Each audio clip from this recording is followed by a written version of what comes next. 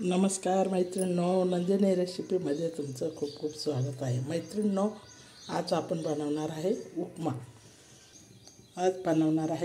तर उपमासाठी हा आपण असा मस्त असा रवा घेतलेला आहे। रवा आता आपण खरपूस असा चांगला भाजून घेणार आहोत। त्याच्यासाठी काय साहित्य घेतलेलं आहे बघा।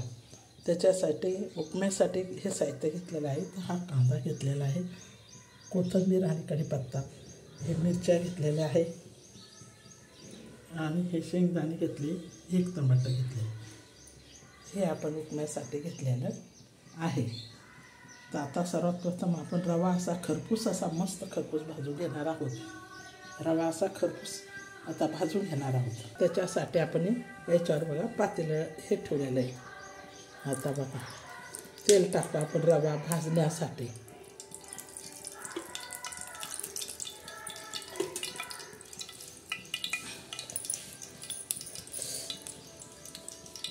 आता हा रवा आपण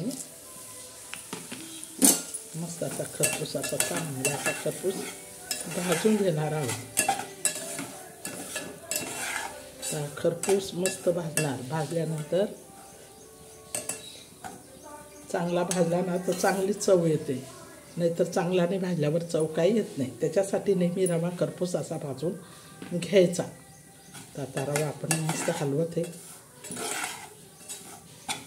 हा रवा आपण मस्तपैकी आता भाजून घेणार आहे। याच्यात तूप वगैरे नाही टाकायचं, कोणाला लागलं कोणी तूप टाकतं, कोणाला लागलं ते तेल टाकतं। तर मी तेलामध्ये बनवणार आहे हा उपमा, साधा आणि सोपा। साधी सोपी माझी घरगुती रेसिपी आहे मैत्रिणींनो। तर चॅनलला लाईक करा आणि सबस्क्राईब करा। तर आज मी साधा सोपा असा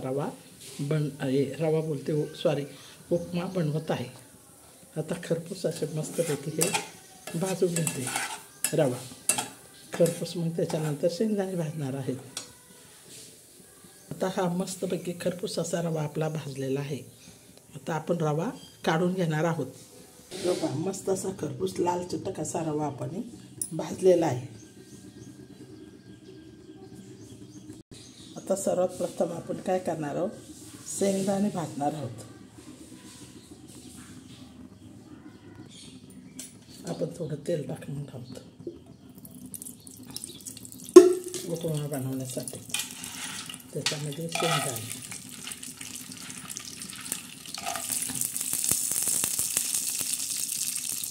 कढीपत्ता,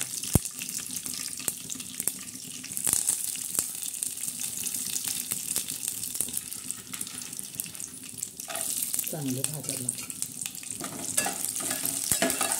लाल चटकाचे खरपूस शेंगदाणे भाजणार आहोत। त्याच्यात टमाटे, कोथिंबीर सर्व भाजून घेणार आहोत। मस्त असं तडका तर चांगला आहे, खमंग असं छान असं भाजून घेणार आपल्याकडे। हे बघा असं मस्त असं, हे बघा किती खमंग असं मस्त भाजत आहे। आता याच्यात भाजताना मीठ टाकणार आहोत। हे मीठ टाकलं ना म्हणजे खारट आणि नंतर लागत नाही, वरूनच चव येते उपम्याला। मस्त असं हे भाजत आहे। मग असं आता आपण हे भाजून घेणार आहोत। तेव्हा तडका किती छान बसत आहे।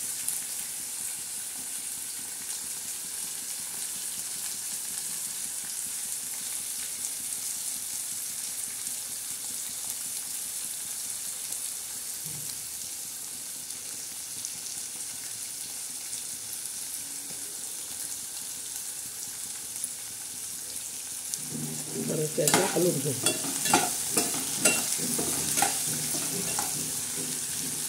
आता याच्यात आपण काय टाकणार आहोत, हळद टाकणार आहोत, थोडीशी हळद टाकणार आहोत।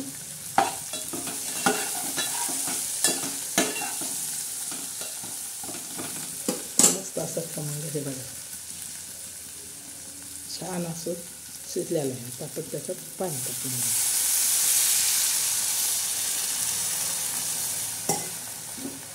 पाणी टाकलं चांगलं मस्त असं हलवून घेणार आहोत। त्याच्यावर उकळी येऊपर्यंत आता आपण झाकण ठेवणार आहोत. चला आता खोलून बघूया आपण उकळी आली का. आता असं छान अशी मस्त उकळी येते. ही चांगली उकळी आल्यानंतर आपण याच्यात रवा सोडणार आहोत. गदा चांगली मस्त उकळी येते. आता परत आपण झाकण ठेवणार. चला बघूया आपण उकळी आली का. रवा छान अशी उकळी आलेली आहे. आपण त्याच्यात हा रवा सोडणार आहे.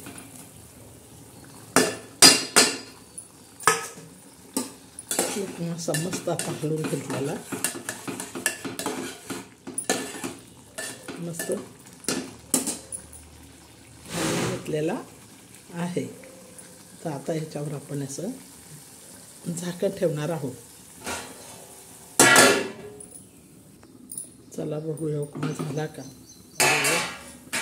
वा, खमंग असा उपमा आपला तयार झालेला आहे. चॅनलला लाईक करा, सबस्क्राईब करा. हे बघा मस्त असा उपमा आपला तयार झालेला आहे. आता आपण असा मस्त हलवून घेऊया. असा मस्त हलवून घेऊया. मस्त असा उपमा तयार झालेला आहे. चॅनलला लाईक करा, सबस्क्राईब करा. बघा किती छान आणि चविष्ट असा उपमा आपण तयार केला आहे. रवा पूर्ण शिजलेला आहे. तर आपला उपमा तयार झालेला आहे. बघा असा मोकळा मोकळा छान असा खमंग उपमा तयार झाला. तर